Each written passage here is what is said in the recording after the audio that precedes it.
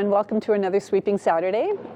Today our lesson is in two parts, and it's regarding brushing, which we all need to work on. Especially if you're front end, remember that you're throwing 2 rocks, but you're sweeping 6. So it's important to practice this skill.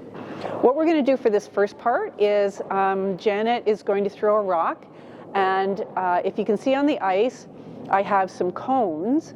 So what you're going to need to do is, when you're sweeping, before you reach the first cone, you want to let the skip know if the rock is light or heavy. Then by the time you reach the second cone, you want to be a little bit more specific and let the skip know if it's a guard, if it's in the house, or it's through. And then by the time you reach the near hog line, where the skip is, you can be a little bit more specific and say it's a guard, it's top 12 or whatever. So this helps you to judge the weight without having to choose between 10 zones. It kind of narrows your decisions a little bit. So we'll just show you what that looks like.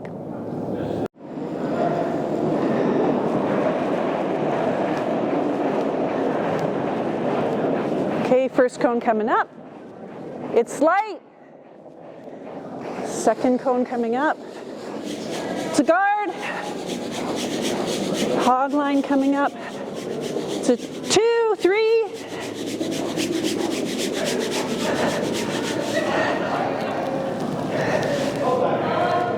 So this is a great drill to do with your team if you can get together for a team practice. If you're here by yourself and you want to practice your sweeping, there's usually other people in the arena who are practicing their throwing. So just go and ask them if you can practice your sweeping on their rocks. So this is a great way to start. Now, part 2 of this exercise we're going to review, and it kind of reverses things a little bit. So we'll show you what that looks like. So what we're going to do for part 2 is Janet's going to throw a rock just like she just did. I'm going to be sweeping it.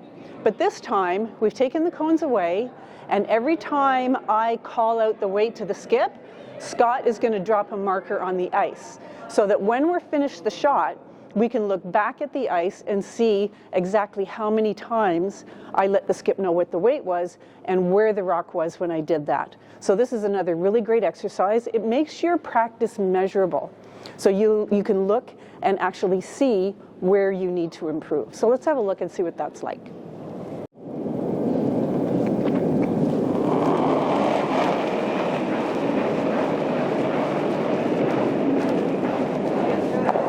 Top 12.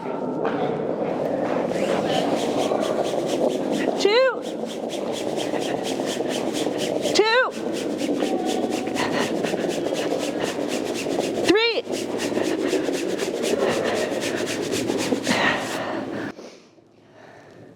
As I said, it's really important when you're practicing to make sure that what you're doing is measurable. So as you can see on the ice, Scott dropped a marker every time I called the weight out to the skip.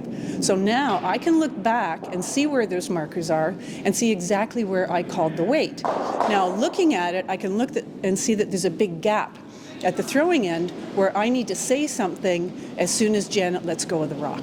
But more importantly than Delores saying something is, as the thrower, I said something that wasn't picked up on the mic, which is that I felt the weight was close and that the line was close. So that is feedback that she heard immediately, but she should reiterate that to the skip at the other end.